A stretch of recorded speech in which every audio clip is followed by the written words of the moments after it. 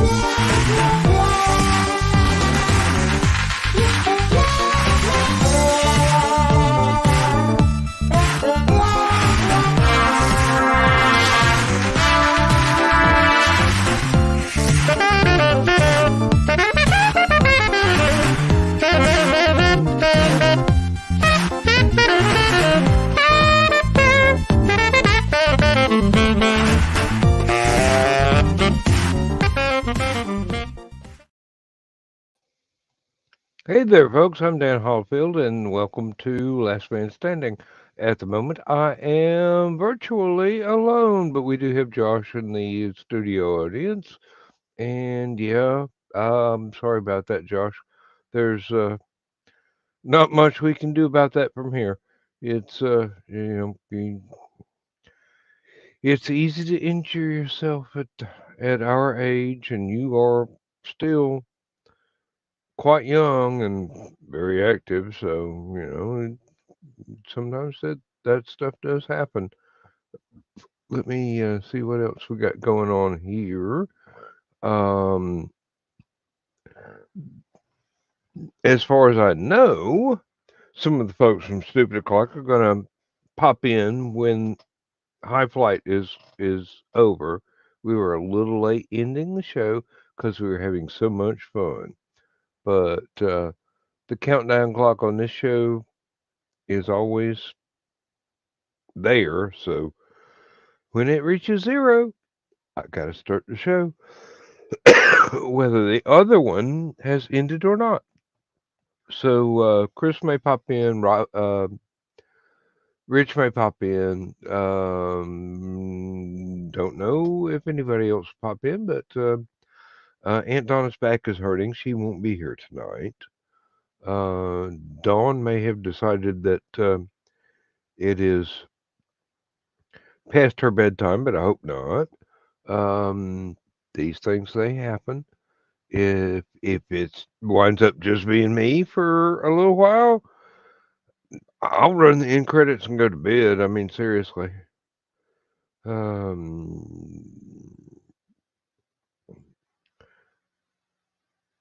It would make up for the 5 and 6 hour shows that I do, where you get to see whether or not I've got a bald spot because I nodded off in the chair, or the ones where people have just sat here and talked till Sunday next week. It happens.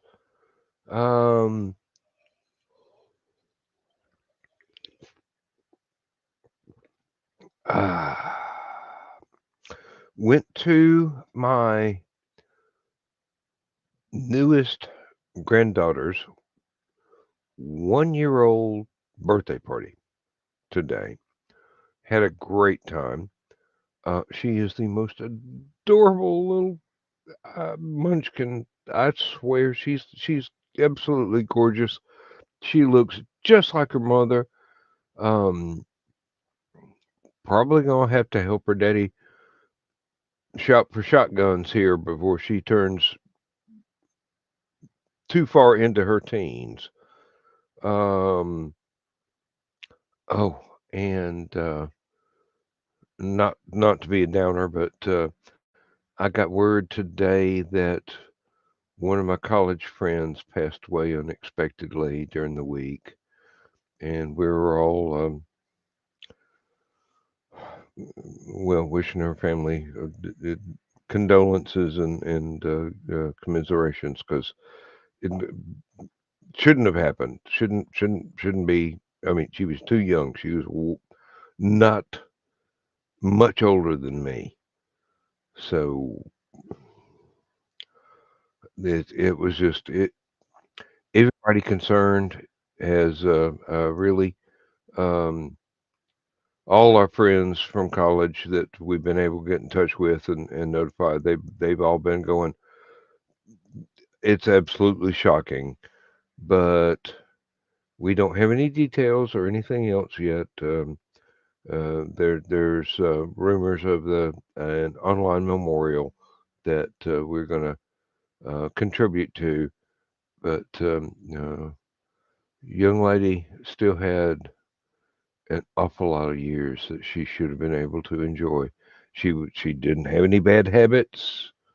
She her health was well. She had been ill a few times in the last 5 or 10 years, and it wasn't delicate. Is what I'm trying to figure out how to say, but it may have been the uh, the infamous virus might have gotten to her too. Um, Whatever it was, I hate it, and I'm going to feel that loss for a long time because she was a very good friend for a very long time. College was almost 50 years ago, so it's shocking, absolutely shocking. And um, well, there were a couple of people I talked to earlier today, giving them the news, were in tears as soon as they heard it, and I'm going, yeah, well, I understand. I understand. Just stay strong. Stay strong. We're at the age now where that's going to happen more and more often. Just like with the rock stars you grew up with, when you get to be late middle aged, you wind up having to say goodbye to people you wish you didn't have to say goodbye to, and it's no fault of theirs. It's no fault of yours. It's just life catching up with you. So let me shut up here before I bring the mood down. And we have Rich and we have Danielle with us. And Danielle actually has her camera on this time, as opposed to the stupid o'clock. That's quite all right. So how can we celebrate s- survival? Seriously, a life well lived, and let's keep doing that with ourselves. Um, don't want to lose y'all. Uh, Well, it's really easy. One of my favorite people's birthday was Friday, and my favorite person of all's birthday is tomorrow. At least until she, wises up and divorces me, then maybe that might change. But oh, she'll still be your favorite. probably. Mm. Oh, I'm my neck is popping like a bag of popcorn right now. And Is that what they call it? yeah, well, I was trying to remember how to say Orville Redenbacher without slurring the words too much, but let's just gloss over that one because I finally managed to stammer it out. Hey, you got it. I grew up very close to the Orville Redenbacher factory.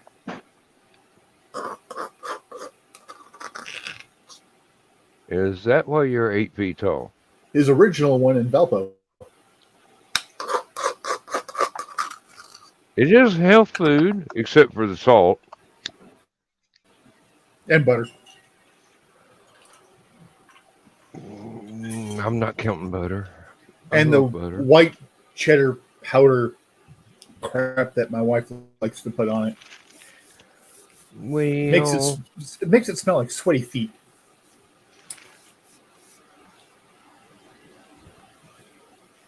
But then again, I know my wife has no taste. She married me.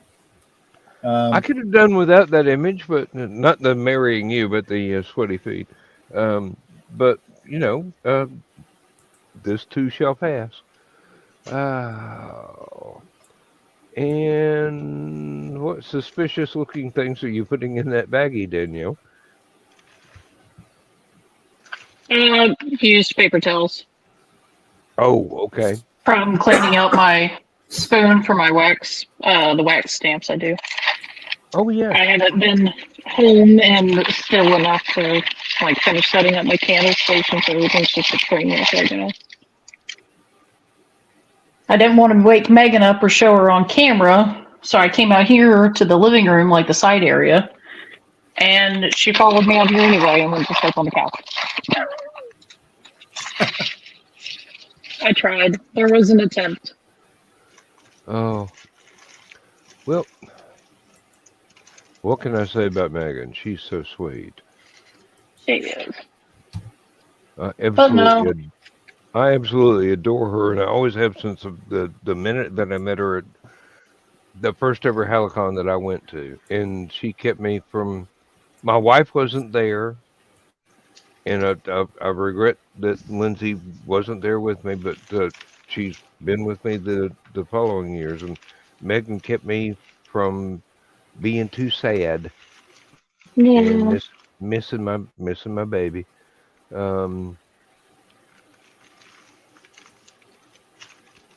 And she also offered to allow me behind the fence, just in case some of the fans got too stalkery. And yeah. I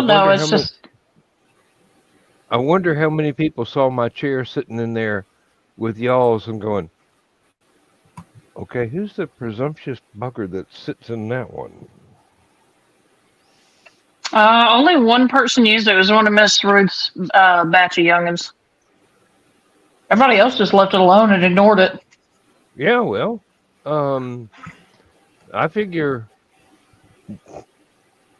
if I'm allowed, I'm allowed. I'm just glad I remembered to put it in the truck before we left. Yeah. But no, it's I just do when I seal up candles and stuff, I do my wax stamps. So after making stuff like that, I have to clean out the damn spoon every time. So it's just paper towels from that. Yeah. There have been occasions when we have we had a very nice candle in a little glass jar and burned it all the way down, and I take the little metal stand for the wick out of the bottom of it, and then we put it in the microwave, heat it up, and it takes several paper towels to get the wax off the glass. Yeah, and then you can use isopropyl alcohol to get the last little bit off, and then use that jar for something else. Yeah, I frequently use it for mixed drinks. They're about the right size for well, not quite cocktail mixed drinks, but you know, the small ones. Yeah. And you know, bigger than shot glasses and smaller than a tumbler. So Can you get my water bottle, please? Megan's awake. She has a sucker. She won't bring me my water bottle. Thank you.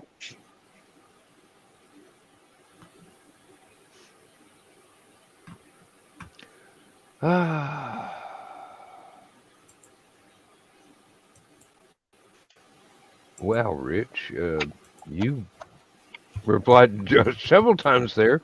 Was that using the whole channel? Yeah, that was using the post a comment thing down at the bottom. So not sure why it repeated as often as it did.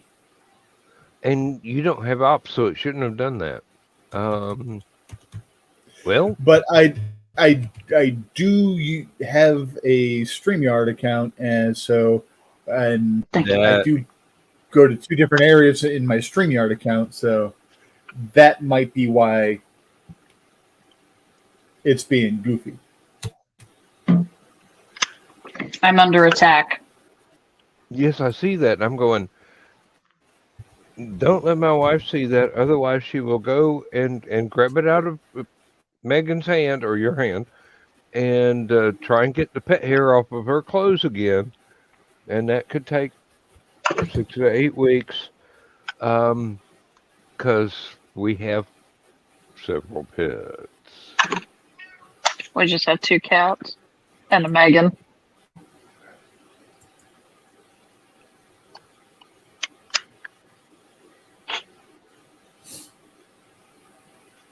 Not the green room, not the green room, not the green room.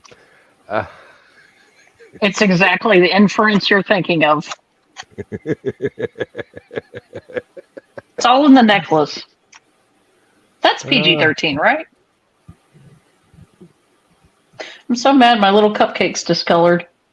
Oh. The little candles. So what happened? They just discolored. I guess some of either the brown, because I made the bottom kind of look like it's chocolate, so I used a brown wax, and then these little toppings are red, and I guess it just touched the whipped wax here. So it just color bled. It was an experiment. I'm not upset about it.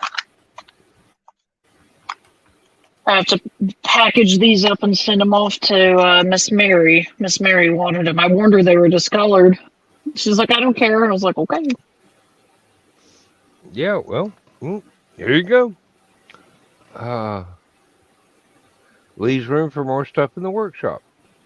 Yep. Because the workshop is just a corner of the apartment.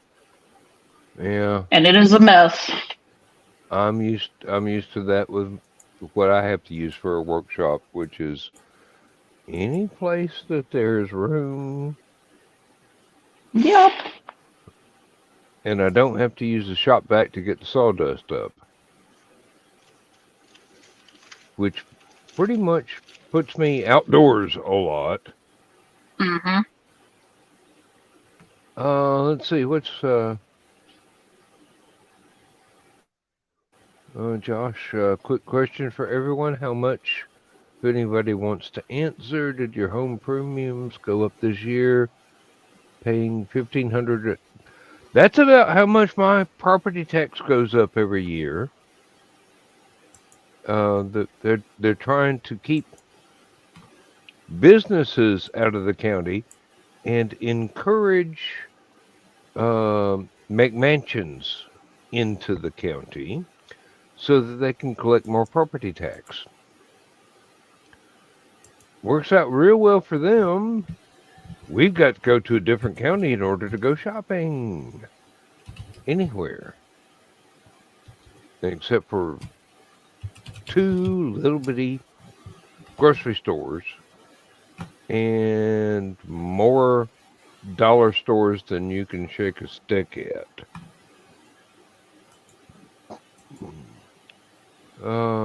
I believe mine is, well, the first year I bought the house, the property tax and the insurance were pretty much equal at just under $400.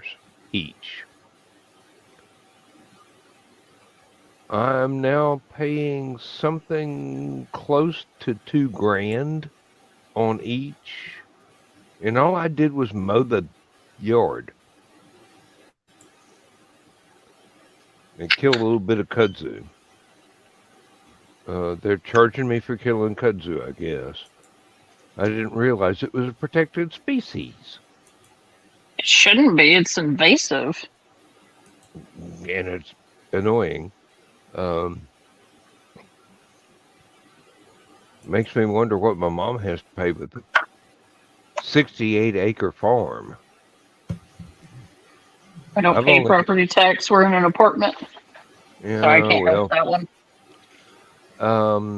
I decided I was no longer willing to rent the different apartments because they kept going up every year. And my little brother was wanting to build a house on the back end of the family farm. And he had this one that he had bought when he had married his first wife. So I bought it from him and gave him a little bit more money to build his, not Mac mansion, but mansion. It's still about the same size as the house that we grew up in as kids, and Mom's still living there on the other end of the family farm.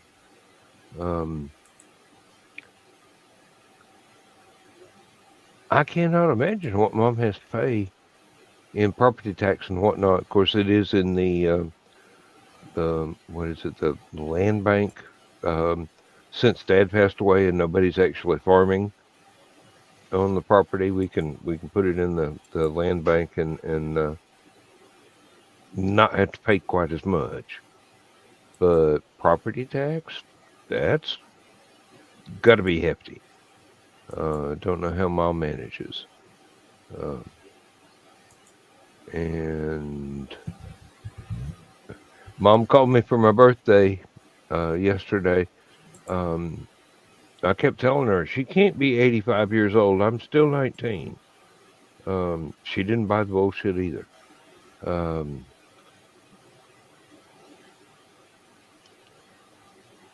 Thankfully, she's in great health. That's good. She is going to have to give up her car keys sometime in the next few years. And like the genius that I am, I'm going to let my sister do that. I don't want to get spanked. At 66 years old, no, I don't want to get spanked. In not in the fun way. It's not the green room. No, but it's last man standing. We can get away with a lot here. I don't know the rules. Nobody tells me nothing. Well, apparently there aren't any rules until somebody tries to give us a copyright strike. And the rules are very much like the rules of whose line is it anyway. Everything's made up and the points don't matter. Yep. That's right.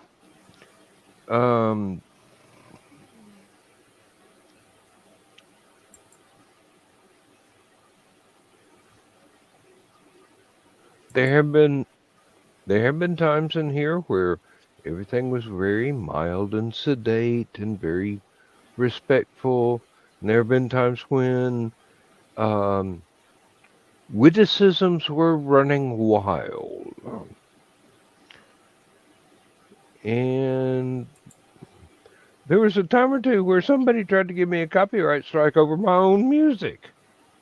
I mean, I write the theme songs. I write, and they go, "Oh, we own this," and I go, "Hell no, you don't." I've got proof. No, you don't.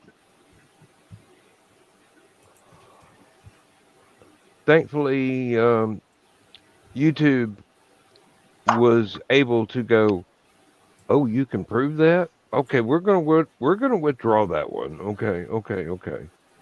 And there's somebody in a Middle Eastern country company, same thing, that it keeps trying to hit up Joe Dog for copyright strikes on the United States national anthem. They claim they own that, and we're going, no, you don't.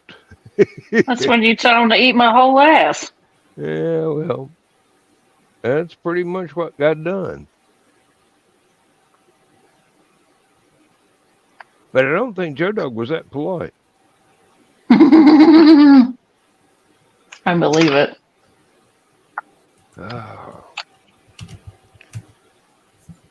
Either I'm getting immune to ibuprofen or this stuff is not as strong as it's supposed to be.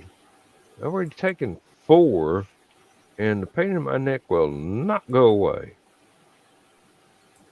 And no jokes about Nick Tockert being the pain in my neck, because he's not.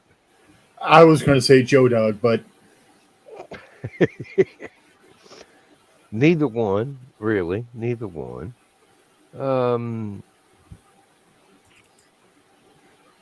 Why the hell do I have a Commodore 64 emulator? I don't know. Why the hell have I got a Commodore 64 in my barn? I think I gave away. You should take it out and clean it up. Those things are worth a lot now. Not to me. It's just something taking up room. It was a gift from someone a long time ago when my main computer was a TRS-80. Before home computers were conceived. And, I know about the TRS-80. It's Texas Instruments. It's Tandy. Okay. It's Radio Shack. Yeah, Radio Shack. I thought Radio Shack partnered up with them. I don't remember. I don't remember the details either, but it was a fun little thing back in the day. I actually wrote the outline and whatnot of the first novel I attempted to write on a TRS-80, saved it to a cassette recorder, and then got the plug-in where I had a 5 1/4 floppy drive to plug into the TRS-80, and I was able to use other operating systems besides that word processor. And thankfully, I had a sudden attack of sanity and decided that I should learn how to write short stories before I learn how to write novels, because the novel was not going real well. And that was back before 1995, when I actually got a 386 from Radio Shack. And one of my best friends talked me into going online with a dial-up modem. And now we're stuck with you. Yeah, well, yeah, now you're stuck with me. Somewhere around in there was when people started having e-zines and whatnot online, and I got a couple of stories published, and the fellow that ran that website got a bad review over one of his stories, and he just, in a fit of pique, just shut the entire thing down. And I'm going, wait, I'll run it. Just give me access to the website. And he goes, no, if you want to have a website, you do it yourself. I'm finished. Thank you, Pippi.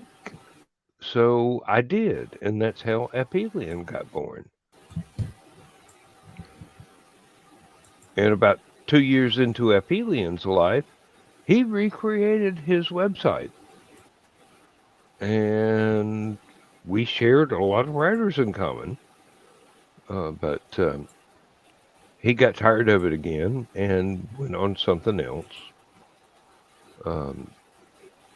But this guy is the reason that my Spaceport Bar series became a shared universe. I had written 2 stories at the bar, as you do, and he asked if he could write one. I go, okay, yeah, don't break the playground equipment.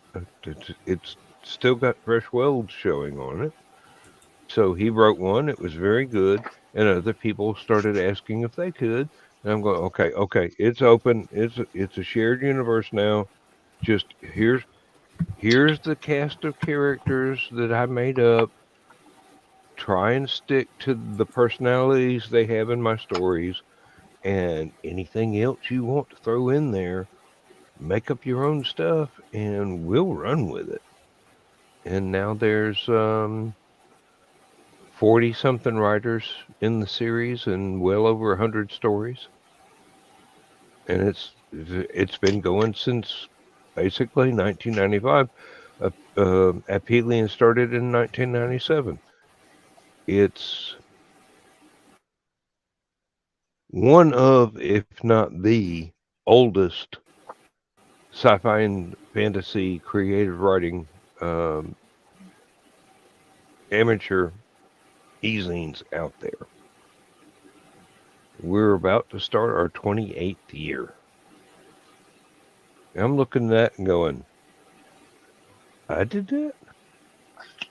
Okay, I did that.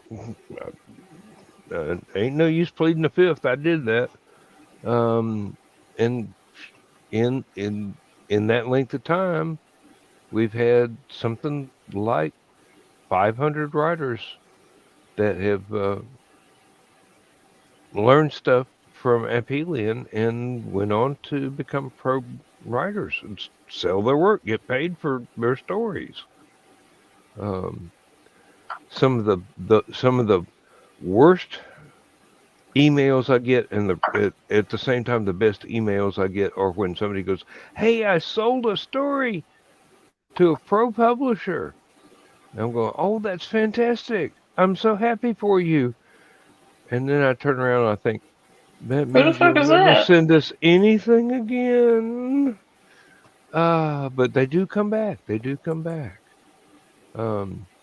Sometimes they'll get 4 or 5 books out and they'll go, "Hey, let's go look and see if Aphelion's still there." We are. And they go, "Hey, let me send you this story because thank you." And I go, "Yep. Anytime. We're more than happy." That's how Richie discovered me. Yeah. And in fact, I owe you at least 3 stories. So I need to get to work on those. You've been a little bit preoccupied lately. Yeah, it's been a year. And then the past 3 months have definitely been something. An experience? Rollout at work. And the applications team doesn't want to tell the trainers too much about the application that we have to show the entire firm. But you have to teach the people how to use those things. I mean, Software you are developer? the trainers. Software dev? No, I am a technical trainer for a law firm. So I have to teach all of our, me and a couple others have to teach all of our attorneys, paralegals, and secretaries and admin staff how to use the various applications. We just upgraded to Microsoft 365 from Office 2016. Not that big of a difference. A little bit more cartoony. Everyone can figure that out pretty good. Mm-hmm. We're changing our email filing system because the email filing system that we were using doesn't work with the cloud. And our new document management system is in the cloud. But luckily, the new document management system, well, technically it's the old document management system. It's just the new flavor of it. The document management system has email management built into it. So we don't have to worry about trying to get 3 things to work together. We only have to worry about 2 things that actually work together quite well. But it's when we flip the switch to go to the cloud, because we were on-prem with it for a couple months until middle of October. Then they flipped the switch and everything went to the cloud. Well, we didn't know that the searching experience changed when we went to the cloud. And then we've got a new extranet system that I had to learn in less than 24 hours to teach. Thankfully for them, you're awfully good at what you do. Oh, Josh, that's okay. Sorry, this is going to drag the attention back to me. What is my latest book? Okay. My latest book is a complete re-edit and reissue of my first book, which is the beginning of the Spaceport Bar series. It's been out of print 4 or 5 years now, so I can't get new copies. Matter of fact, I just sold the last copy I had at Hallowcon, and he's got some. But that's coming out real soon. And then my publisher also has 2 other manuscripts. That's the one. The only difference is there's going to be a volume 1 on the cover, which means I am now obligated to write volume 2. Oh yeah. I sent Richie a care package of everything. Yes. It was a big, including one that has not seen print yet, but it will. It will.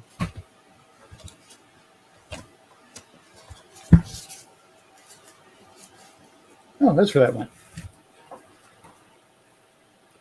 I've got high hopes for that one. It's the prequel to the second book that I ever got published. Yes, I write stuff backwards. Because the first one was written 25 years ago, and I didn't realize that character that the book's about is going to be so popular. Not with the readers, with me, because I keep putting him in everything. He's a nice guy. I've got a character like that, but he's an asshole. Kind of like me.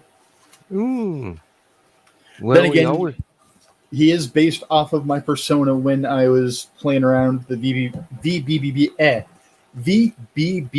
boards back in the day. I will learn how to speak her eventually. It's not like I do it for a living. Shit, I need to make that sound. Yeah.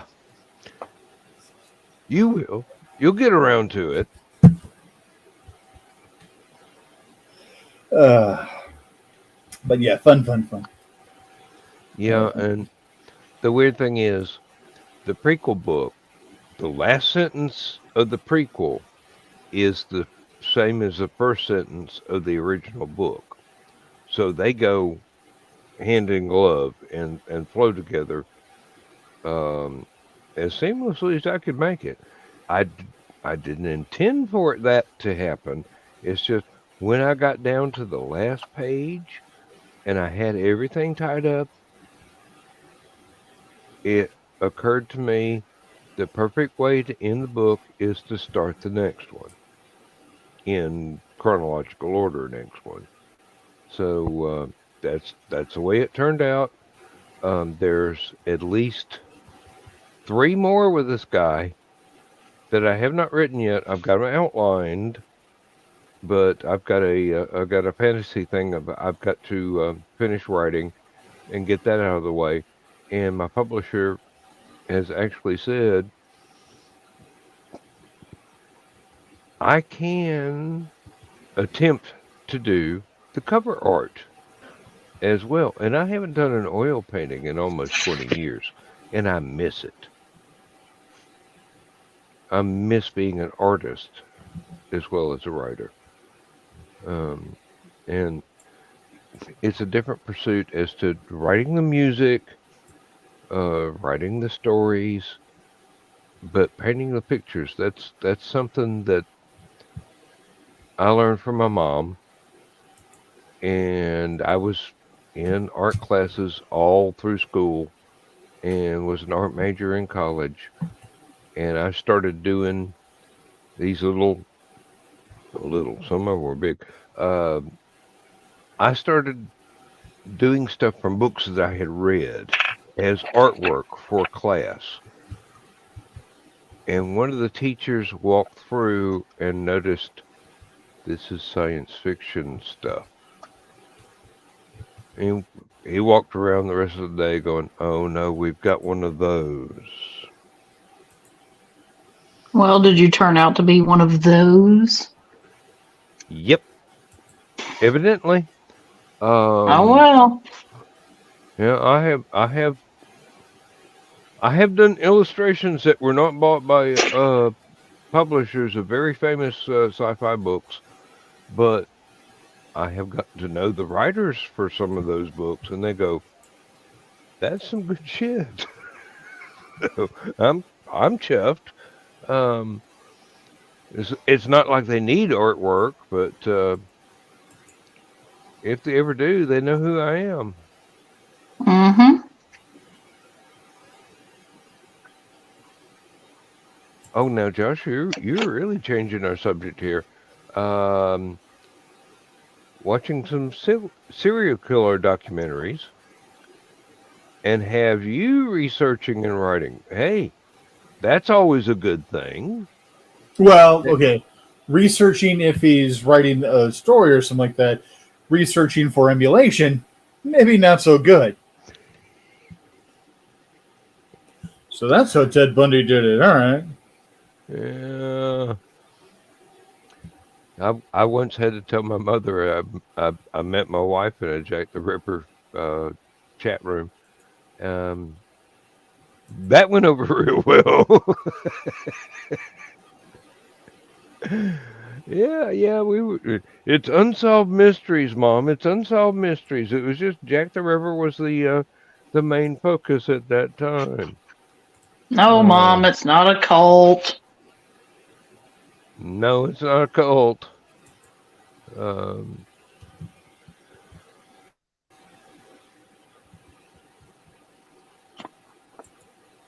Psycho Ken block. I'm sorry, I don't understand that one, Josh, but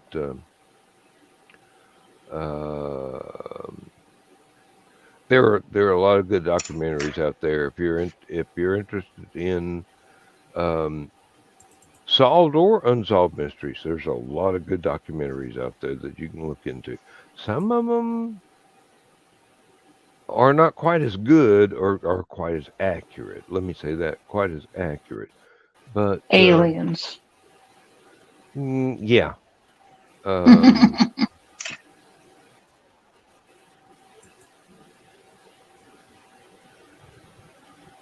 Boy, I got derailed with that one. I just remembered all the episodes that I wasted my time watching that. Yeah, well, I'm not saying it was aliens, but it was aliens. Well, got news for you, dude. I write aliens, so you can go act like that. That dude was a trip, mostly because of his hair. And it kept getting larger and larger. Like an 80s Jersey nightmare. Oh, yeah. Well, I get the feeling his hair wanted to star in Babylon 5, but he never got the chance. It was very Londo Malaria hair, but I got to give it that.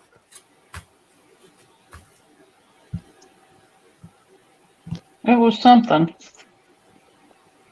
Either that or he really liked Larry from the Three Stooges. Hey, Mo. I know that was Curly.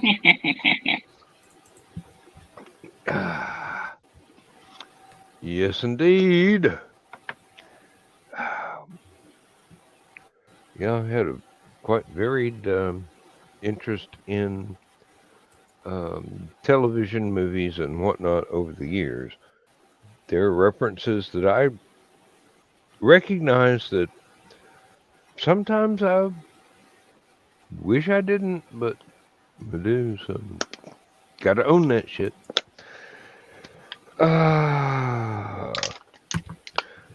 I still have from several months ago on my watch later list on YouTube. Have Rocket Will Travel, which I have not actually sat down and watched since I was about 10 years old. And I don't know how many people remember the Three Stooges, but this was a good movie with them in it. So, it was true to form. It was slapstick. It was just about every meme you've ever seen rolled into one. And as a kid, I enjoyed it. I'm kind of wondering whether or not I will be annoyed or amused when I finally have time to break down and watch it off of YouTube. I know I'm going to be annoyed at the commercials every 5 seconds, but then again, that's the way I saw it on TV. And there are probably less commercials on TV. Well, you're right about that.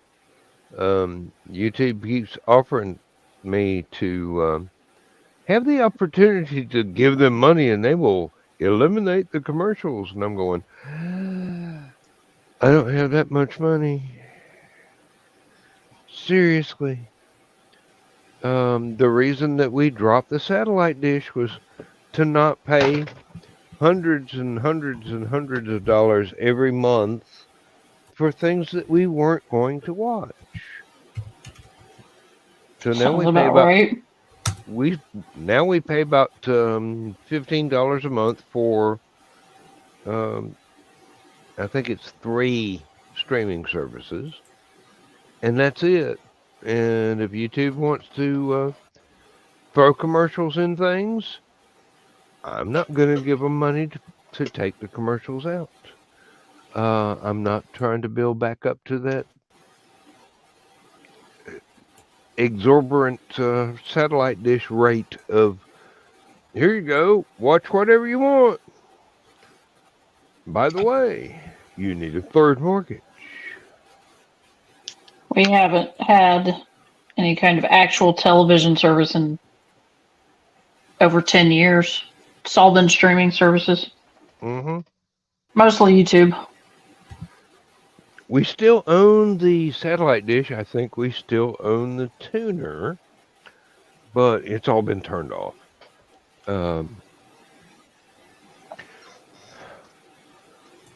Lindsay keeps trying to save me money, and this was one of the better decisions because there was no longer anything on there that we wanted to watch. So she's got BritBox. She's got, I think, Peacock. I've got Netflix, and I've got Disney Plus, and that's it. That's it. I watch the free version sometimes of the WB network, but it's not like I'm having to give them money. It's the free version with the commercials, even though they're the same commercials in every show, every time. It gets annoying, but you know, if you watch it on television, you'd still have commercials.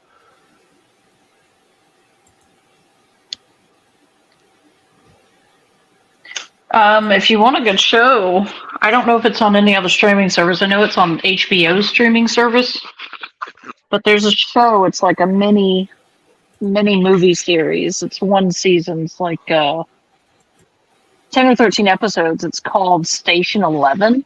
It's really, really good. It'll mess with you. Yeah. Lindsay is tired of.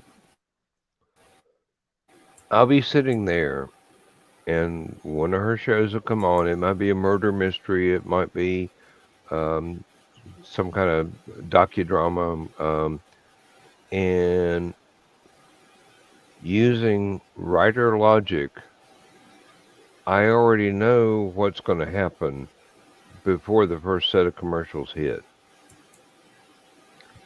You might not with this one.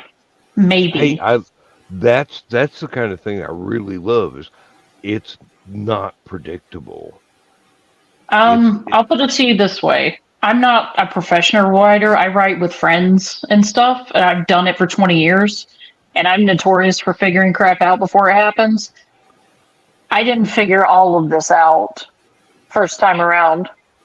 I had to redigest and watch the whole thing again, and even then, there's still crap I missed. So I really enjoyed it. That's the kind of thing that I would really love. Yes, indeed. Thank you. You're welcome. It's not necessarily sci-fi. It's the post-apocalyptic feel sort of vibe. Mm-hmm. I really like it. It's got a lot of the... I'm trying to put it in a way that doesn't give anything away. It's got a lot of interpersonal dynamics and very small details that they kind of keep you guessing. You might like it. I probably would. We'll see. Yeah. And Disney Plus, they're going to have the new Doctor Who starting real soon, if not already. They're not going to have any of the classic stuff that's on another service, so they negotiated that. There is brand new Doctor Who stuff on BBC iPlayer, but you got to be in England or have a VPN to see that. But it's basically new material with some of the actors from the classic series, which bookends classic episodes.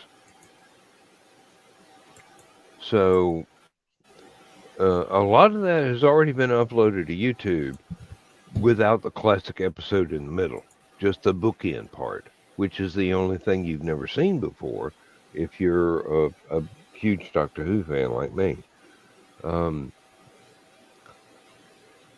The 60th anniversary is coming up. I'm hoping that there's going to be a lot of twists and turns and a lot of fan service appearances by classic actors, not necessarily the doctors, because, that depends on how they decide to work it. But most of the anniversary shows are very deluxe tour de force sort of, not exactly fan service, but there's a lot of references in there that make things sweeter the longer that you have been watching the show. So if you've only been watching since 2005 when the Revival series came out, there may be some stuff that dips back into the classic series and gives you an incentive to go check that out.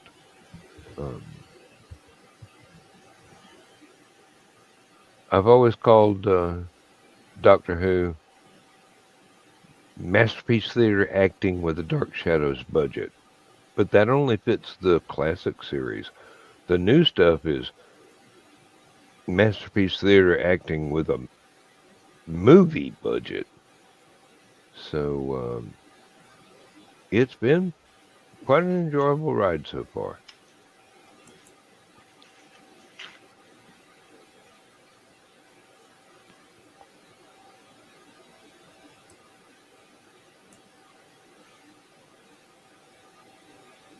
Okay, there are weird noises coming from outside, and it's not traffic.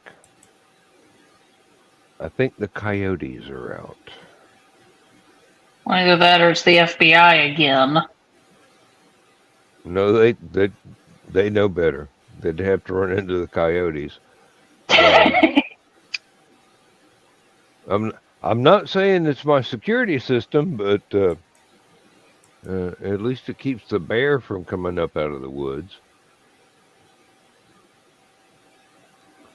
And for the folks at home, I live about 50 feet from primeval forest.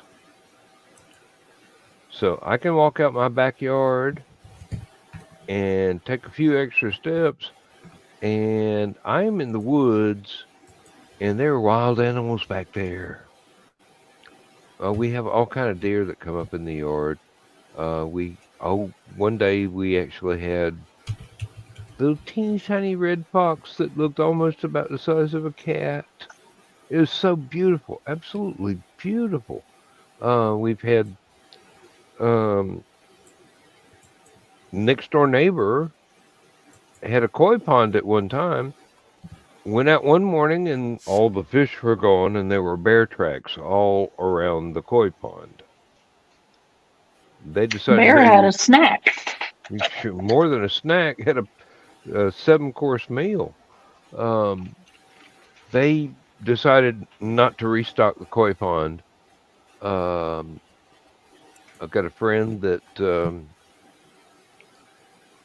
guy I went to high school with, one of my best buds. He hunts wild boar in the woods back around here. His family home is only about 4 miles away from me.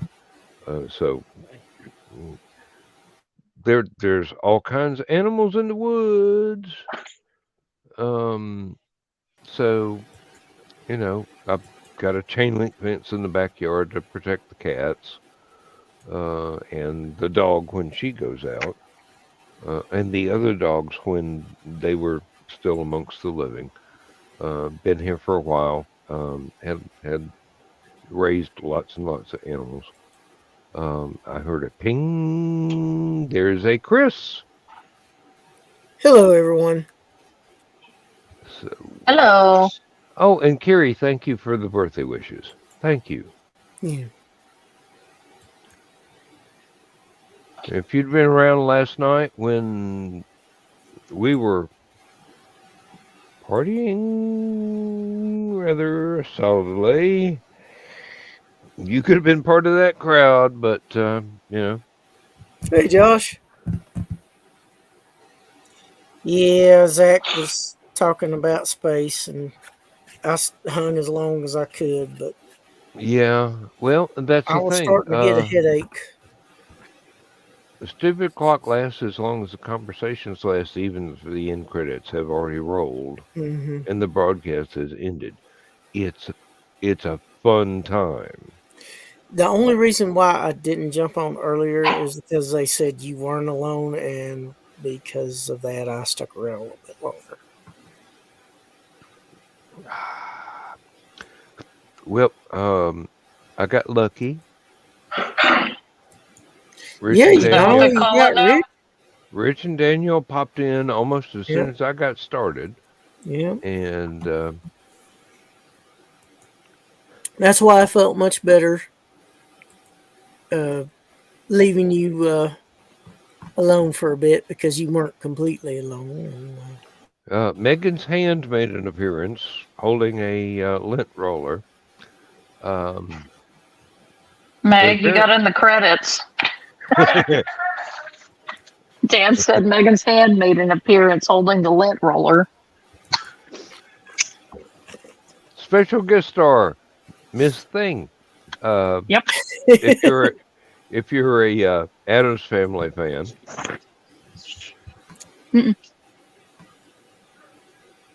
Dan was talking about it because he's talking to Chris, because Chris came in.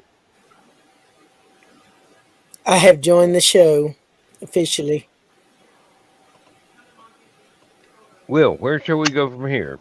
I'm tired of monologuing. Somebody take off and run with a conversation. That actually reminds me of a REM song, Can't Get There From Here. I remember that, yes. The video was quite funny. Yeah, and folks, Being attacked. if Yep. you have not experienced it before, there have been times when this show has been nothing but me and Chris, and we usually dip back into music that we loved from back in the day, and it gets memory lane gets quite crowded. Yeah, we get a bit long winded, but we enjoy it. Sometimes other folks do too.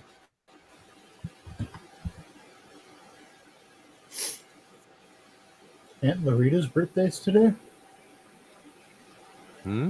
Pat Morita? My Mr. Aunt Miyagi? Larita. Oh, sorry. I thought you said Pat Morita. No, Aunt Larita.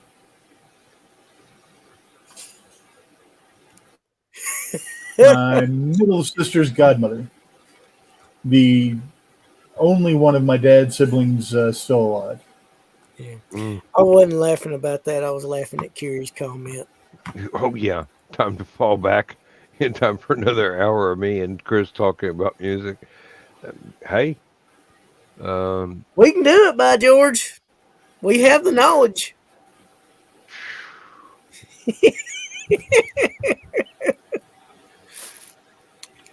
You know, the cool thing, Dan, is I was in Kroger earlier Saturday evening, and they had, the ultimate yes with both bands oh my goodness. playing Lift Me Up. So I got to hear nearly all the song before they made their announcement. It's time for your top of the hour. It's time for your hourly reset fresh. But I got to hear almost the whole song in its entirety. That was awesome.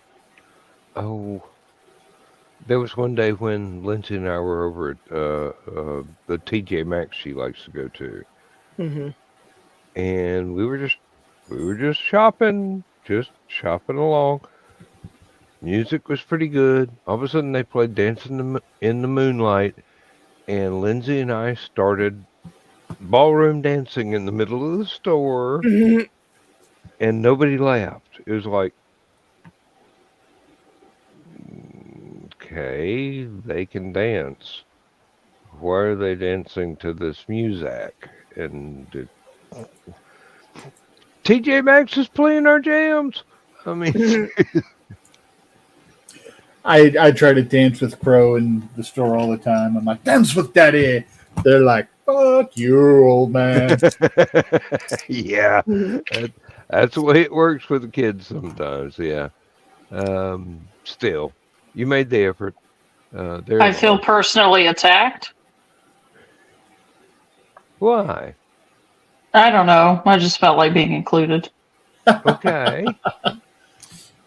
Oh, and Trevor Rabin is releasing his first solo album in like 37 or 38 years. Oh, wow. Trevor Rabin, he's the guitarist from Yes since their 1984 album or 83 album 90215. He replaced Steve Howe after he left the band. He's also the one that did the soundtrack for Armageddon, the movie, with Bruce Willis and yeah. Aerosmith was in it too. They did some of the music. Yeah. Yep. Not an awful lot, but some, yeah. But he was the musical director and orchestrator of the soundtrack.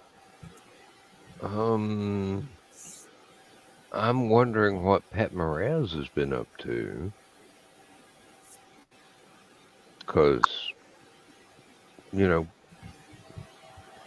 Rick Wakeman's shoes were rather large to step into back in the day with Yes. And Yes is one of those bands where they didn't have an awful lot of lineup changes. Mm-hmm. Well, the funny thing was, up until he died, Chris Squire was the bass player for all versions of it. Yeah. And fantastic.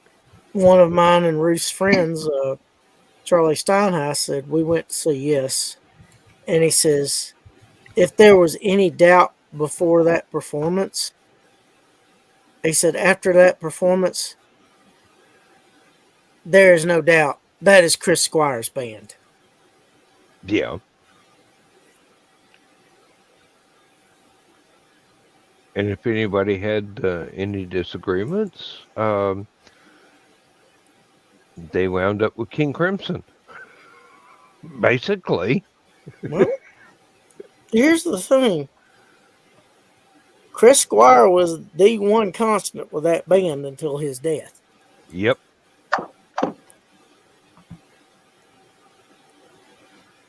And just a phenomenal bass player.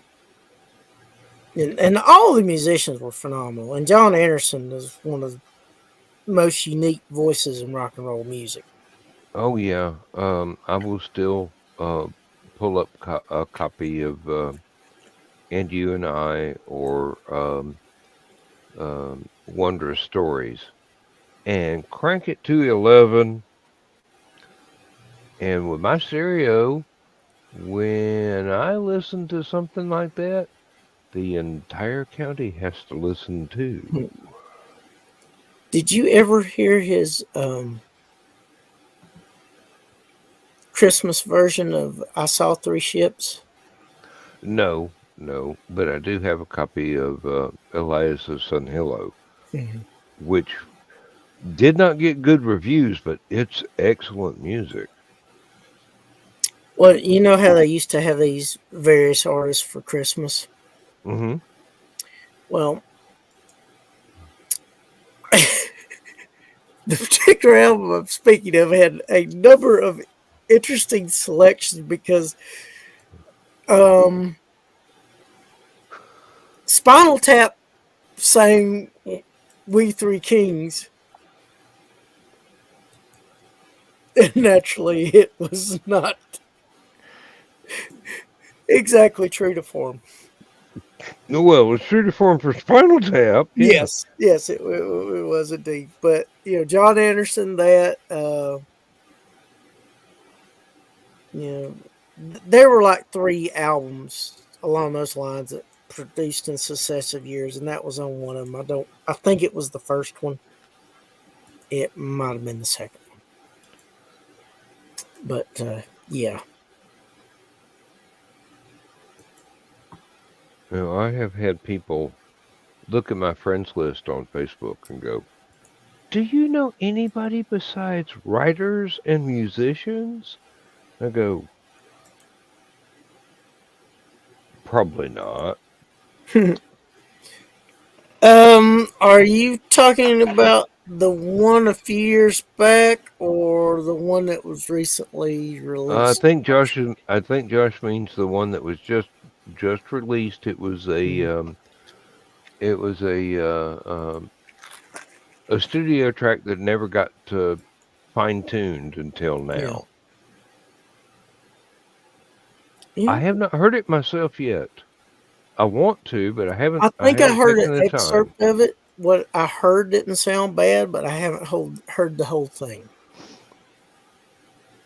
If that makes any sense. It does. It does.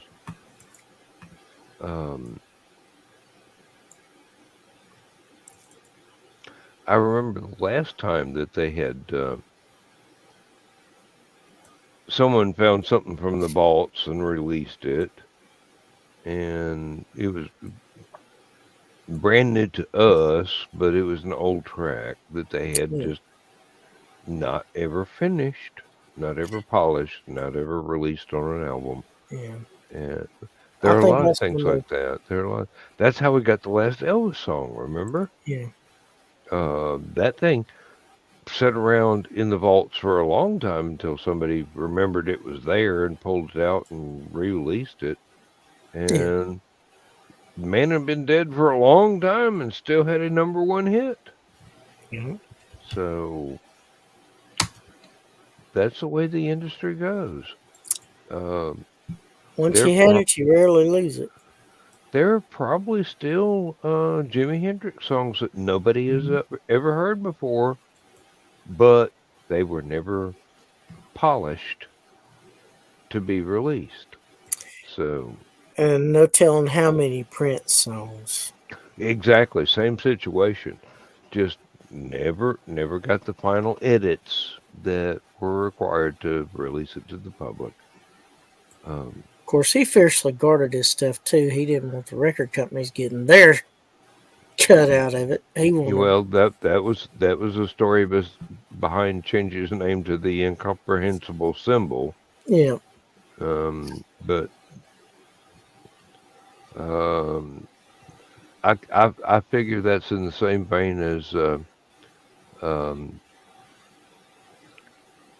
Rolling Stones having an album due to their publishers and the record company they were with at the time, and Mick Jagger going in with a whole album's worth of songs that were, shall we say, so indelicate we wouldn't even repeat the lyrics in the green room. Oh wow. And he goes, okay, this is what we got. Here's the contract fulfilled. You can either release it or not. And the record company goes, okay, you win. You got us. This contract is fulfilled. We're not going to release this, but technically, the lawyers would say you fulfilled the contract. Yeah, Kerry, I miss Kmart too, but for other reasons and besides that.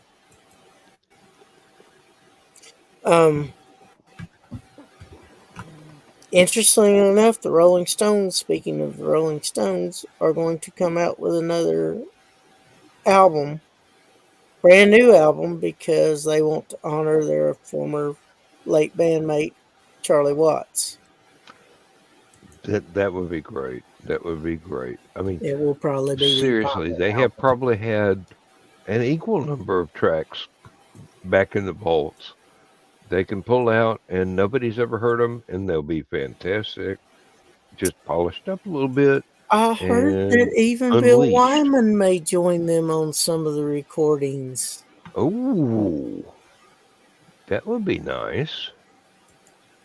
Because him and Charlie were very close. Yeah.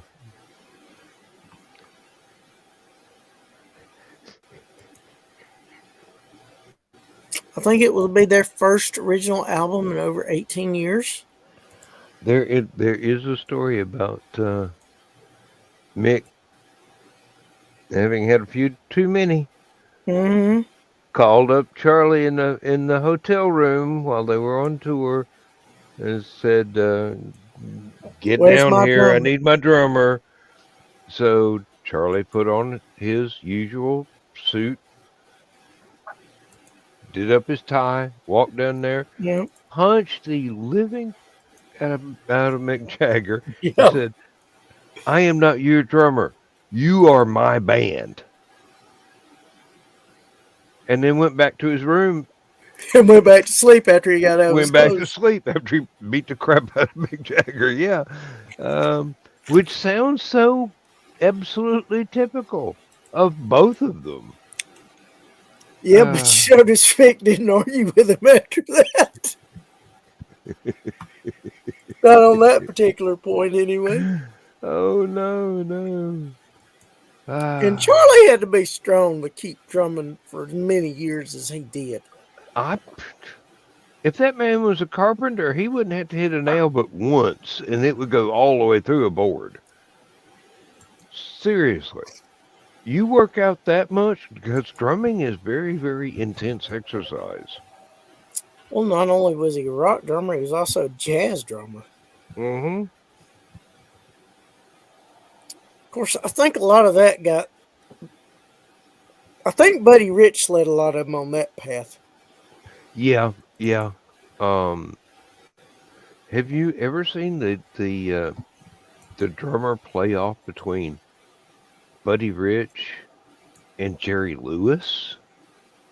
Oh, wow. That was awesome.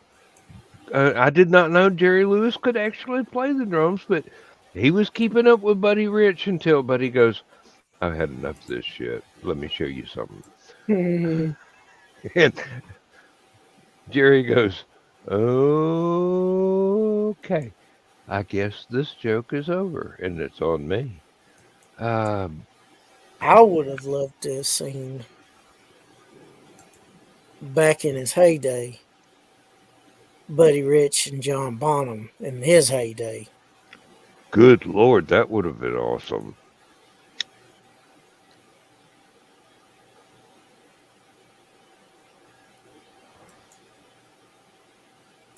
And then just to throw total reckless abandon into it, put Keith Moon.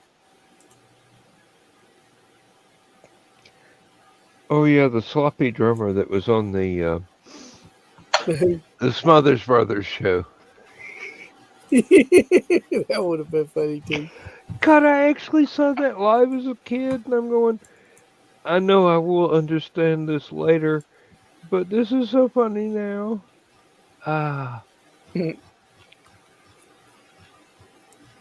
we bored you to tears yet, Danielle? I'm not here right now. Okay. We've I'm reached your tired. answering machine. You're on an ethereal plane of existence somewhere above this realm, huh? Pretty Hi, much. you've reached the answering machine of Danielle. Please leave a message after the tone. Beep.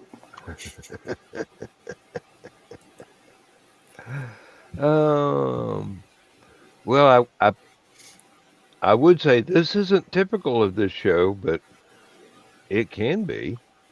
Oh, Dan, I may have heard it before, but I've forgotten about it. You've heard of Disturbed, haven't you? Yes. I heard a song where they had Ann Wilson sing harmony vocal with him. I need a link to that. I mean, seriously, that would be awesome. It was awesome.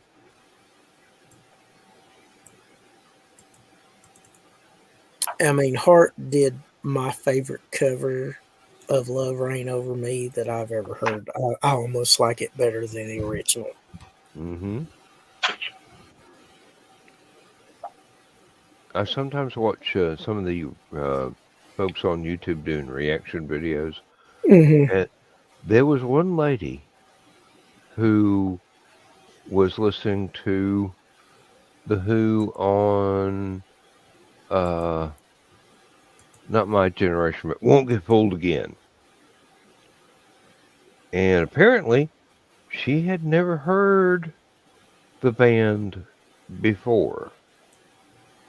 Oh, wow. You can tell when they're doing the reaction and they're faking it.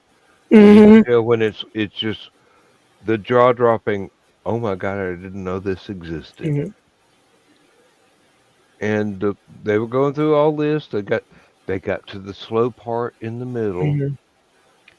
and the synth came up, and everybody stepped back, and Daltrey is in the laser beams doing his little Mm-hmm. dance, and then they came back, and Whistle cut loose on the bass, and Townsend leapt across the stage and slid across on his knees, doing the best Chuck Berry he's ever done in his life. Mm-hmm. And she just went,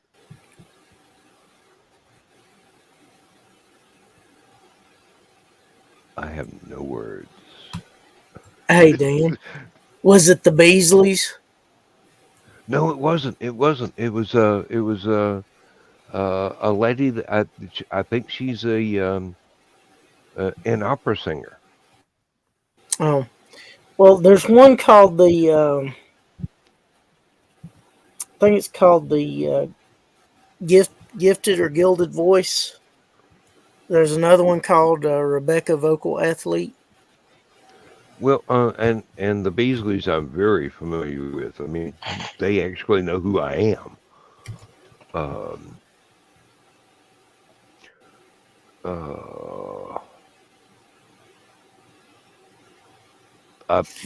When I reply to somebody who's doing something like that, and I was trying try and make myself memorable, but that they're going,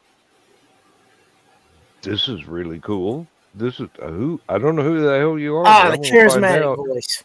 Charismatic, yes, yes. Charismatic voice. I know that one too. I know that one too. But oh, It's and the guy that does the Wacky World Lounge keeps going. You know, I keep talking to you. I'm going to have to watch your shows, mhm, and I'm going. Hey, well, watch them, comment. You're more than welcome in the comments. Hell, if you really want to turn the camera on, we'll put you on the screen. mhm, But he's really cool, and he has mhm, as extensive a knowledge of um classic cheesy sci-fi movies as mhm. Skunk does of horror movies, Well, and that's a compliment right there. yeah, I enjoy hearing Rob Squad reactions too. Oh yeah, they're beautiful people. They really are. Yeah, and they're so sincere with their reviews, and like I said, it's fun watching them hear a review. The problem is when I start watching them, next thing I know, like 3 hours have passed, and I should have been in bed 2 hours earlier. Mm-hmm. Exactly. It's a time sink, like a rabbit hole, just like Josh Yes, just it is a said. rabbit hole, Josh. Exactly. Uh, That's why I you, have to be careful with YouTube. If I'm not careful, I'm passed away too many hours more than I should have. mm-hmm. And it's real easy to do, and you don't regret it, except for the lack of sleep. Yeah, the crap that you got to do that you got to do on less sleep now. Mm-hmm. Let's see. There was Speaking of sleep, I think I'm going to bow out and go to bed. okay. All right. We will miss you, and thank you for being here. And Yeah, You're please do come welcome. back again. it was great I having will you. just. Well, Pleasure it's like I meeting you. told Joe. Just remind me. I Yeah. forget everything. Um, Thursdays and Saturdays. I will make an appointment on my phone. Mochi. All right. That Oh would my be wonderful. gosh. Toodaloo, We already- everyone. Good night. Good And I'll put night. it right on top too. Oh well, we've already experienced the time change. Have we? Yeah, it's showing 123 on my laptop, but my watch, which I've got set to Oh. manual, is 2:32. So, we Well, got half an hour. I was wondering. Well, okay, y'all have experienced the time change because you're on Eastern. Because I looked up, I'm like, I've been doing other things. I don't know how long I've been doing it. Is it 2:23 and gone back to 1:23, or is it Yep. so for the next 37 minutes we're actually at the same time. Yep. physics is funny that way. Mm-hmm. Y'all finally got it on the right time zone for an hour. Mm-hmm. Yep. Well, Yep. works out that way sometimes.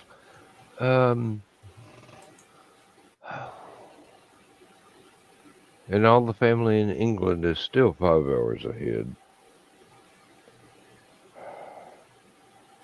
Yes, because they don't change for another week or two. Mm-hmm. That's true. Well, they're only 4 hours ahead now. Mm-hmm. They'll be No, 5 hours no. ahead when their time changes. They'll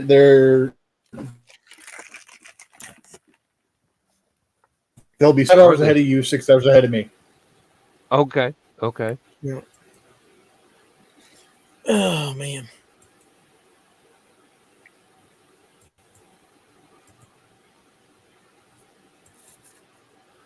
I think I can do this.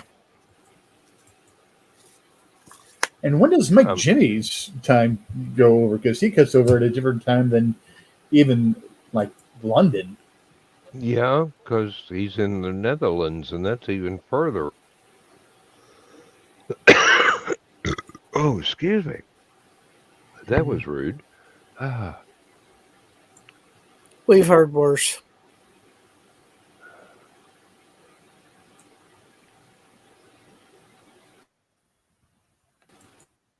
Even from me, yeah. Oh. What now, Kat? Now what? Let's see. I'm fresh out of topics, so. Oh no, you're not out of topics. Actually, I am. I can't think of anything right now.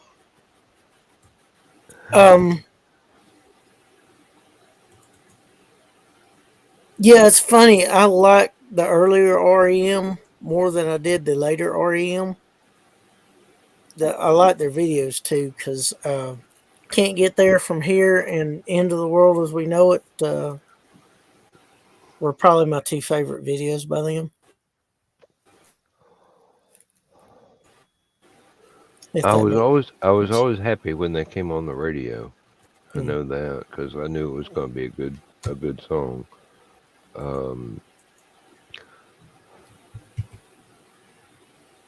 lot of rich music coming out of Georgia. Yeah, I was lucky to experience some of that happening live back in the 70s. You know, I didn't realize it at the time, but Mickey Thomas was originally from Georgia. Oh, okay. I didn't know that till just now. Yeah. And of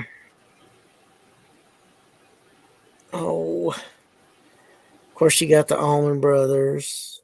You got the Black Crows. I'm drawing a blank. You know, Gladys Knight and the Pips, Collective Soul. They're from Stockbridge. REM, Travis Tritt, REM, the B-52s, Love Tractor,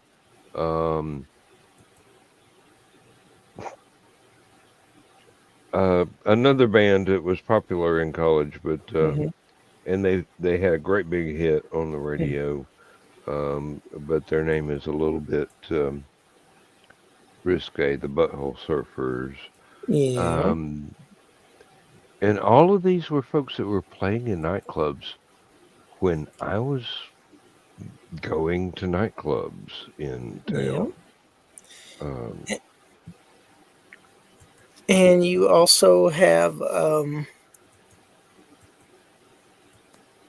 don't know if he's originally from Georgia, but he lived in the Athens area, Kenny Rogers, for a long time.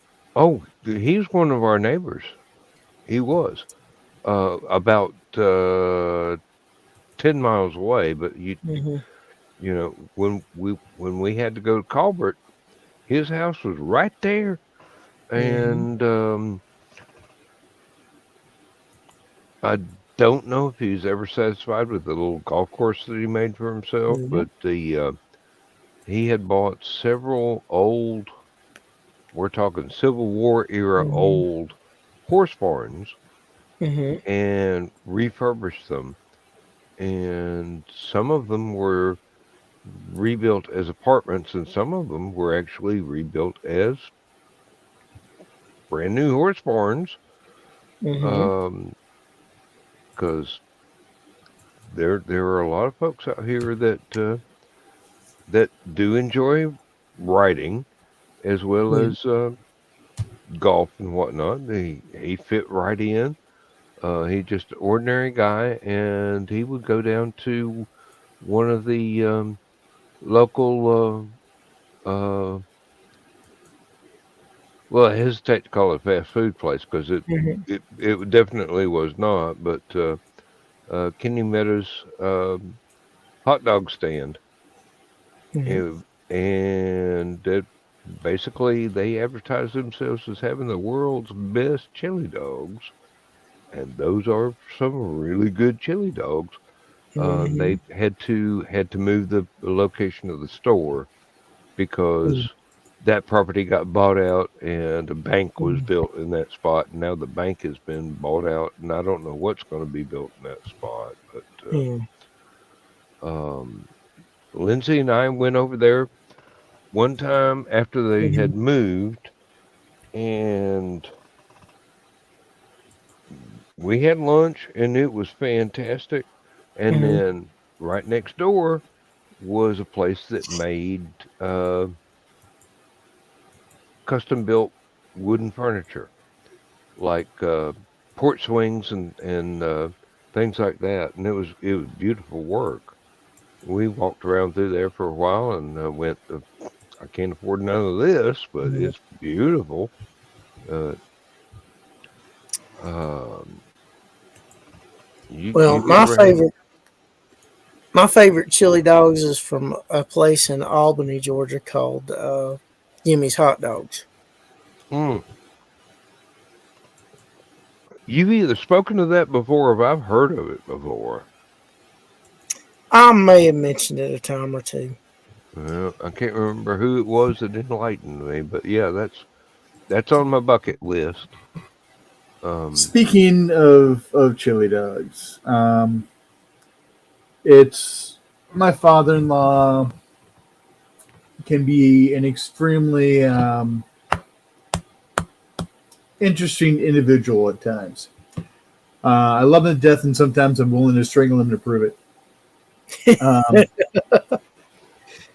one of his favorite things to do is instead of using hot dog sauce, because I think that's what y'all call it in that region for chili dogs, Hmm. he likes to use Manwich instead. He likes to use sloppy joes. Hmm. okay. So whenever he is irritating me and my one brother-in-law, who's one of my best friends, Hmm. um, I'll joke about, oh hey, uh, the girl's dad is after his sloppy wieners again. Hmm. He sure does love his sloppy wieners.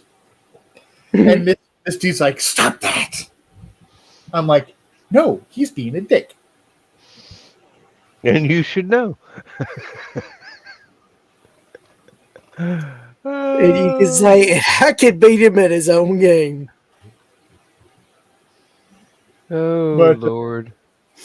and I do love my father-in-law. He tries to be a good man. It's just his definition and my definition are two different things sometimes. Um, Yeah, that happens. Yeah,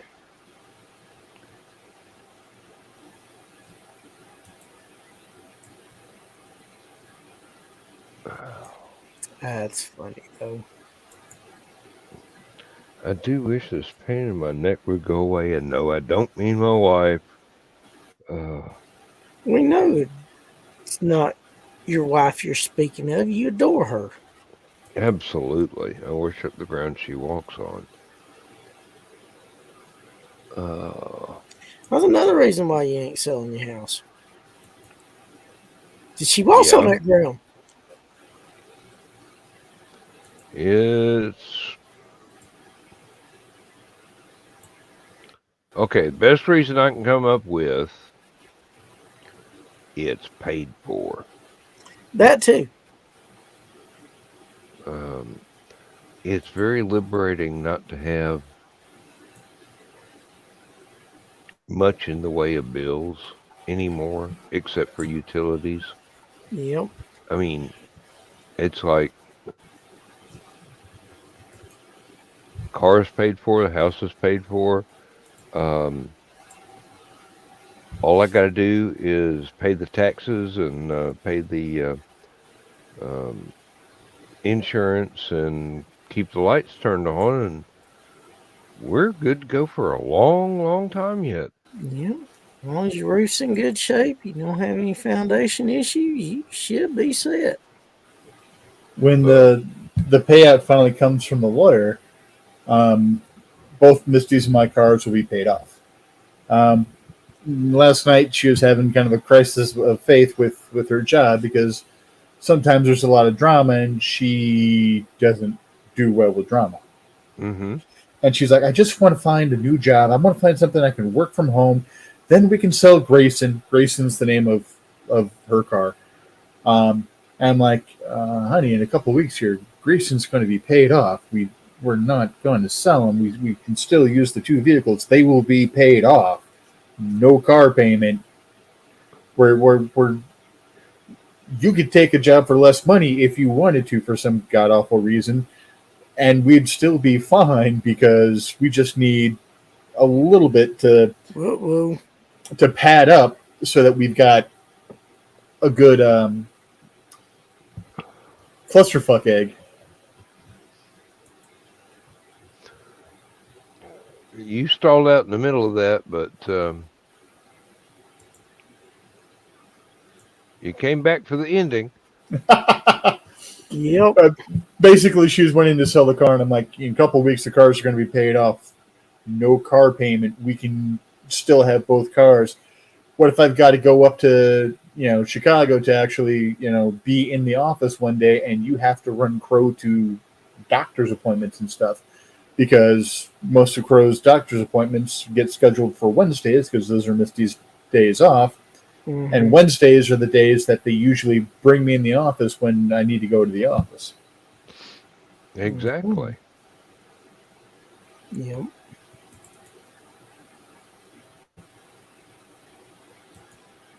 I was looking at my little calculator on my checkbook spreadsheet. And according to that, unless I've miscounted my remaining vacation days for this year, in the next 90-something days that I have before the calendar date that I walk out the damn door for the last time, I've only got to work 30 days. Mm. In 3 months' time, I've only got to work 30 days. And yes, folks, I didn't freeze up. I was self-editing. Mama got on to me for using industrial language entirely too much. And I'm going, Mama, please. It's a lifetime habit. It's punctuation. It's just not very polite punctuation. My mother, God rest her soul, would yell at us. She'd actually take like a spatula or something and slap me for dropping the F-bomb. And then not 5 minutes later, she'd drop the F-bomb for the same exact reason I had just done it. And I would just look at her. I'm like, mm-hmm. Exactly. All right, really? But I mean, I was terrified of that woman. She is the reason I do not like my full first name. Well, it's also my dad's fault too. My dad had to have a junior. Yeah. So whenever she was happy with me, it was Rich or Richie. Whenever she was happy with Dad, it was Dick. And whenever she was pissed at either one of us, it was Richard. And we're just like, what did you do? I'm not admitted to anything. What did you do? Think I'm stupid? I'm not admitted to anything either. So we'd have to sit there and wait. Richard David Asplund. And she's just getting more and more pissed every single time. Yeah. Until she finally came off with the senior or the junior. And we'd be like, why don't you start with senior or junior? We know who's in trouble. We can come right away. Are you trying to tell me how to be mad? No, ma'am. Well, that's the thing. When they say your first and middle name, you're in trouble. When they say your first, middle, and last name, you really messed up. And I've got a suffix, so I've got one more layer of you done fucked up. Mm-hmm. Yeah. And by the time that she gets to that one, she's so enraged. You're like, oh God. Well, here's the thing. But you had to know for sure because you're a junior and there was a senior. Mom had the temper that if she was pissed but not pissed at you, you still didn't want to go near her because you'd still catch hell. Mm-hmm. If my mom said the word Richard, the dogs and cats would actually get up and slowly leave the room so that they didn't draw attention to themselves, so that she wouldn't start yelling at them. I wish I was making that up. No, I believe it. I believe it is so classic. It's like y'all used to say, dynamite comes in small packages. Oh yeah. Oh yeah. And there is a family saying, well, not a family saying, there is an absolute Southern saying, the reason that a child has a middle name is so that child knows when they are in trouble, when that name gets used in a loud tone of voice. Yeah. So Crow actually has 2 middle names. And when Crow fucks up, it's habit to go back to birth name instead of the name that they have chosen. Yes. Mm-hmm. But yeah, it's my sisters did not have the luxury of having a name that easily shortened. Mm-hmm. But that also means that they always got in on the ground floor of mom being pissed. They didn't have to wait for the escalation. Yeah. At my biggest, I was 6'4" and over 500 pounds. My mom was 5'2" and maybe 105 pounds, soaking wet with rocks in her pockets. And I was just terrified of that woman. I mean, okay, I was terrified of her when she flew into one of her tempers. She was a great woman when she wasn't pissed. And Mom had the best version of the German and Irish combination temper. I've got more of the German temper. I stew forever, and then once I finally snap, you are fucked. It takes forever. Mom had the Irish get pissed.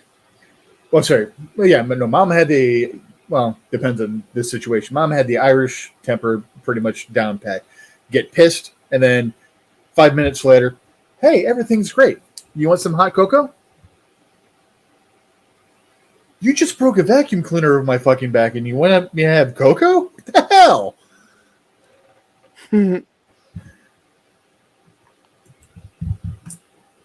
Piz? Have you heard my Pez story, Chris?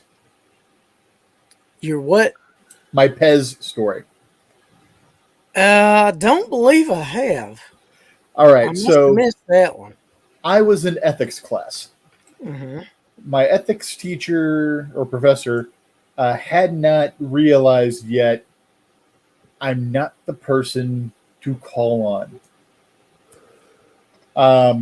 So the question that he was asking the class is, if a psychopath is wanting to kill you, what do you say to them? And at that point in time, I had a Darth Vader Pez dispenser in my jacket pocket. Mm-hmm. So I reached in my jacket pocket, pulled out my Pez dispenser, looked at the professor, cocked back the head of Darth Vader, and went, Pez? And he's like, why? Because I'm giving him candy. He might be like, all right, you die last. You're giving me good stuff. He did not like that answer.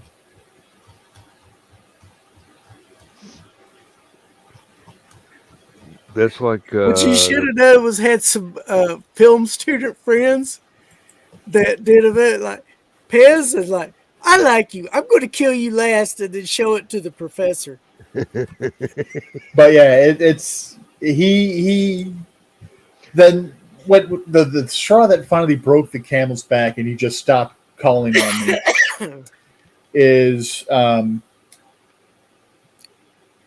we were doing another thought experiment. Okay, it's just you left in the world and this tree. Do you let that tree grow? Do you kill it? What goes on? I'm like, I'll let the tree go. You know, it's going to possibly provide me some food, some shelter.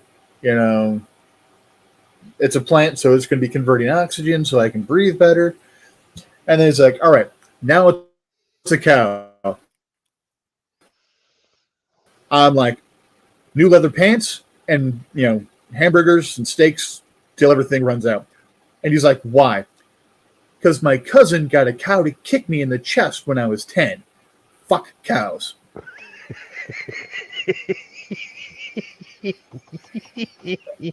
And he's just like, what? I'm like, you heard me. I didn't stutter. Oh. That is funny. Yeah, I'm not the person to call on in class because you don't know what the hell is going to come out of my mouth. I don't think that was restricted to class. I mean, seriously, even now, we don't know what you're going to say Yeah. from one minute to the next. But you guys enjoy the weirdness that, you know, I bring to the table. Yeah, we embrace the weird. Yeah. Well, it's just like me when I say stuff nobody expects me to say. They're shocked, then they're laughing, and they're like, damn, I didn't realize it.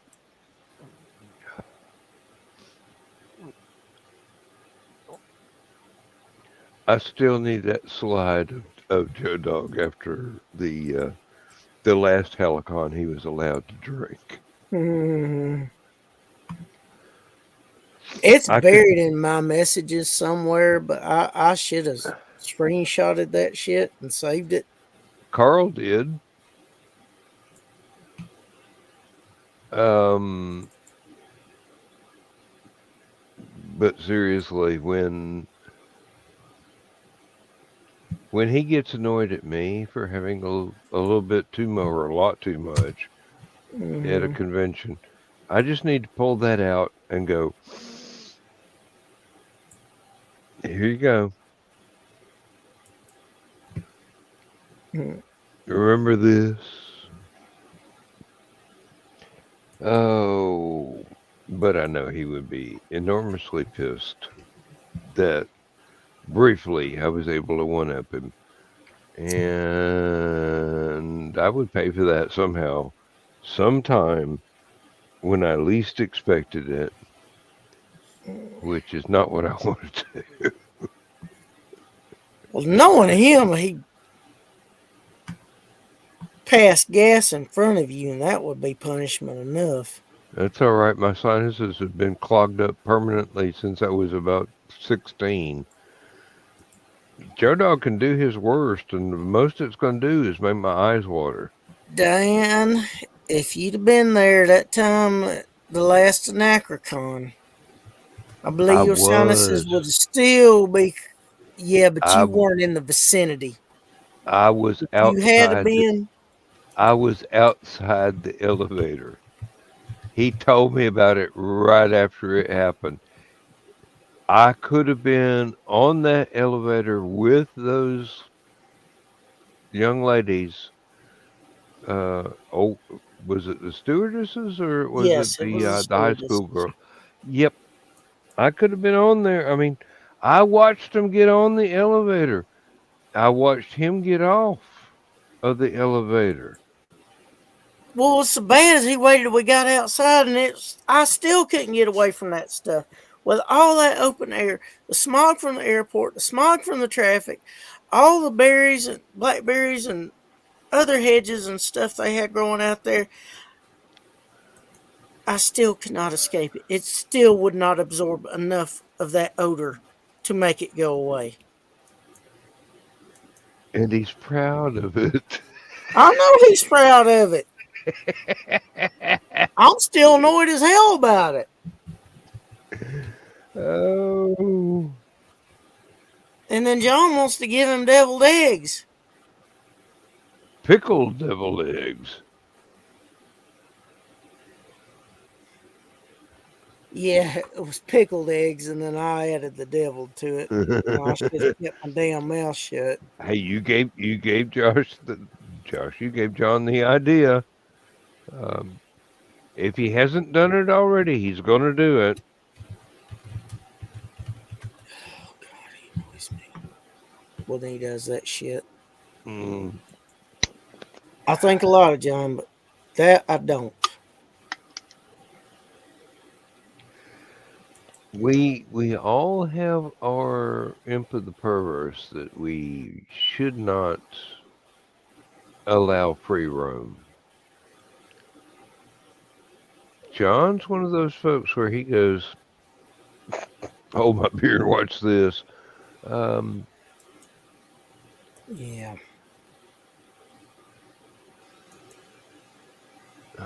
Because if John finds it amusing, he's going to do his best to make sure it happens.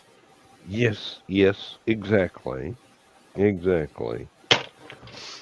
Doesn't matter what you care or think about it. He thinks it will be a great idea and fun.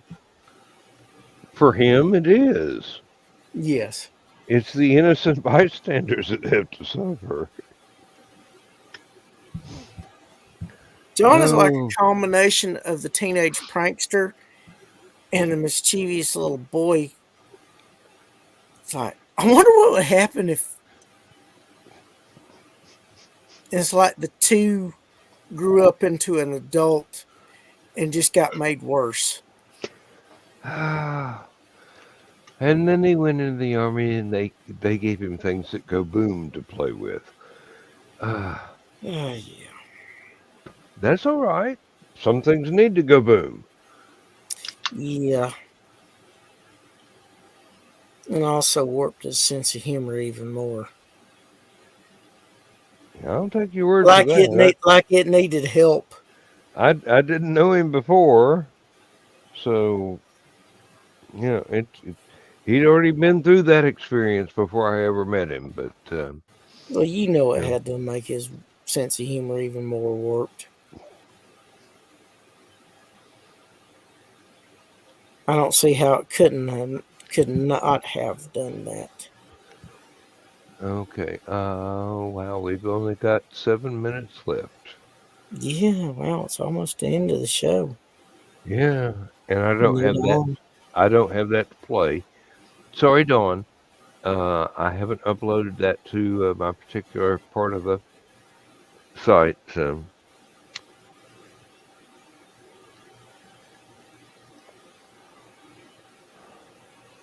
Oh man. Well, don't know that I'm going to be at a convention with y'all anytime soon. The next thing that we're going to is LibertyCon. And I know Joe Dog's going to a bunch of other stuff to push Hallowcon. Mm-hmm. And you'll be doing the same thing, but not same place, same time. Yeah, Chattacon, I reckon. He's going to Conjuration. He's talking about going to that other one that Peter Chris and Matthew Lillard and all that's going to be at. And there's some others. Are you going to be going to Uncon?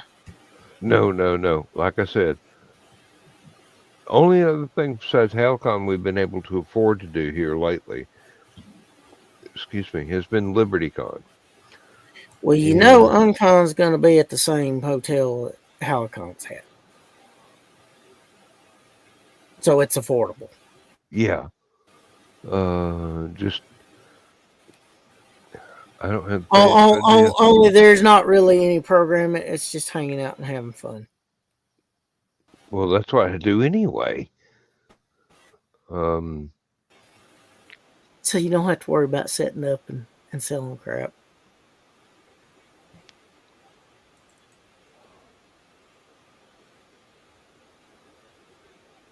Lindsay might go for it, except for the 3-hour drive.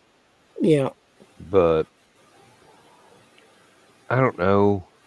We're thinking strongly about adding 2 more conventions a year, so we've got something to go to in the spring, Mm-hmm. summer, fall, and winter. Yeah. And I don't think I want to do more than 4 a year. Yeah. And the thing is, find the other 2 that feel right. Yeah.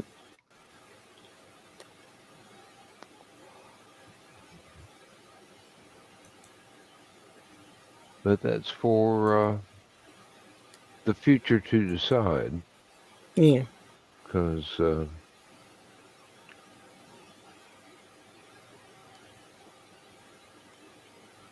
see, one of the other summer things that we used to do is go to the family reunion. Yeah.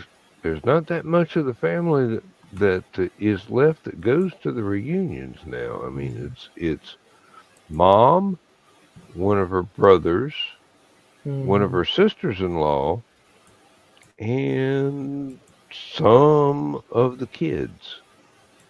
And by kids, I mean the ones under 50. Mm-hmm.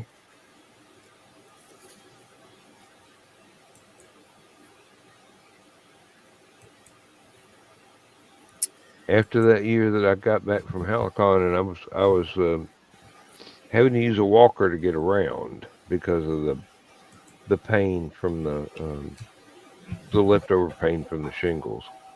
Yeah. It's like So it was shingles and not sciatica, or was it a combination of the 2? both. Yeah. That's why you were hurting so damn bad. Yep. It was Both of them. the perfect storm of, hey, this thing's happened and it's inflamed all kinds of stuff, and now this thing's gonna kick in. Oh, save me from pain. But this year, no big deal. Everything was fine. Didn't hurt. Didn't hurt at all.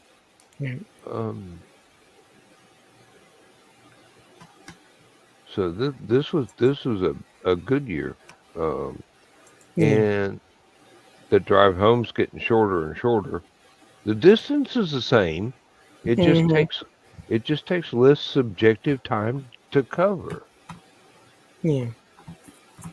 Didn't even have to use the GPS. Up until we got right up to where I needed to turn on 280. Oh no, not 285, but 85 north to get home. Yeah. Getting off of 20.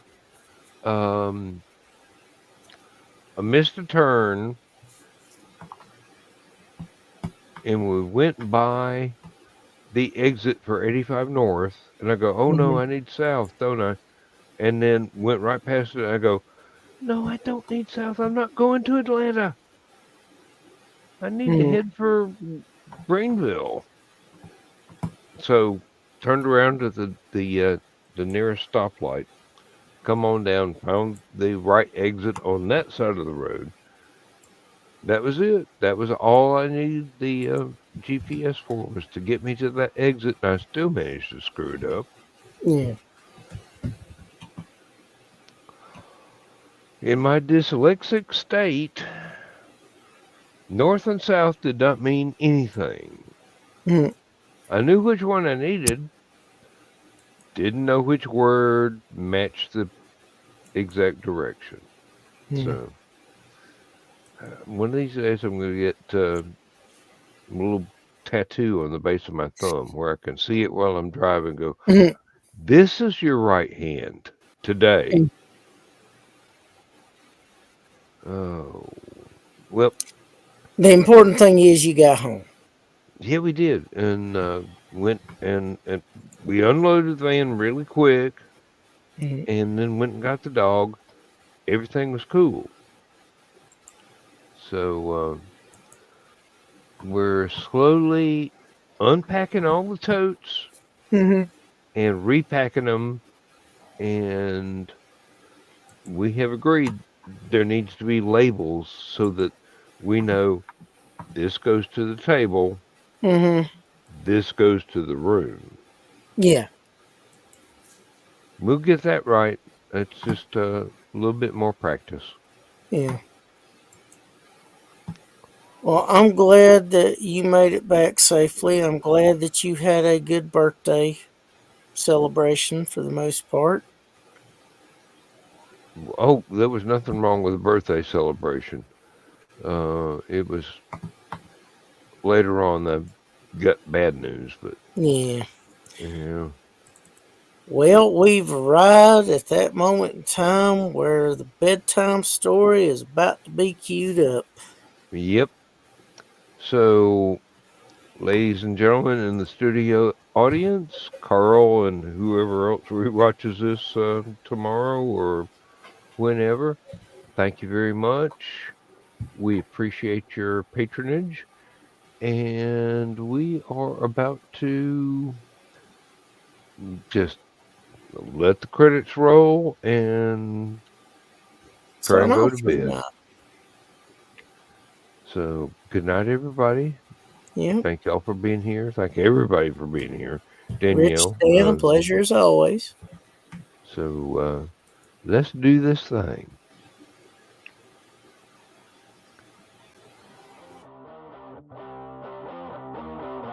Transmission overload. System will shut down.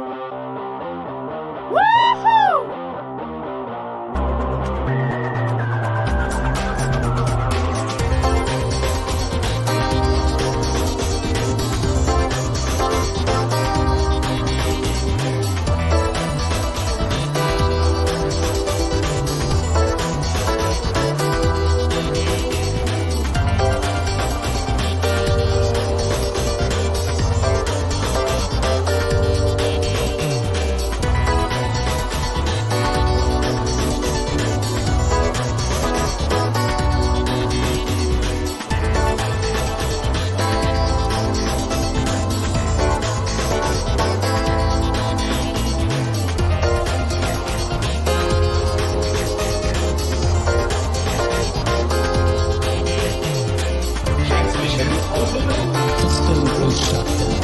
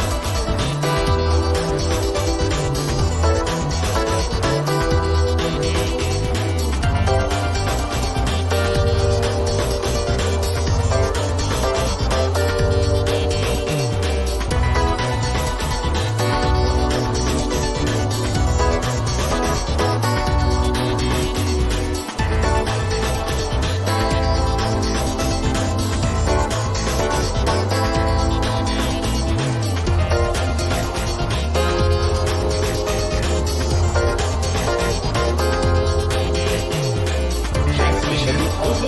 System will shut down.